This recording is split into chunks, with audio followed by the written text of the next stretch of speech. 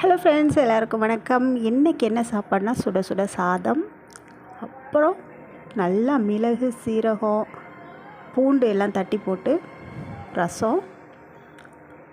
இது நேத்தி வச்ச மீன் குழம்பு அப்படியே சுண்ட காய்ச்சி இருக்குது. யாருக்கெல்லாம் பிடிக்கும்னு சொல்லுங்கள். அதுக்கப்புறம் பார்த்திங்கன்னா வறுத்த மீன். இது வறுத்த மீன். ஸோ இதில் நம்ம கருவேப்பிலையெல்லாம் போட்டு வறுத்துருக்காங்க. ரொம்ப ஃப்ளேவர்ஃபுல்லாக இருக்கும். இப்போ சாதம் வச்சாச்சு, ரசத்தை ஊற்றிடலாம். இதுதான் இன்றைக்கி சாப்பாடு. உங்கள் வீட்டில் என்ன சாப்பாடுன்னு சொல்லுங்கள். இந்த ரசம் பார்த்திங்கன்னா நல்லா சளிக்கு ரொம்ப நல்லது. தக்காளி அப்படியே கரைச்சி விட்டு வைக்கிறது ரொம்பவும் ஈஸி. ஸோ மீன் வச்சுக்கலாம்.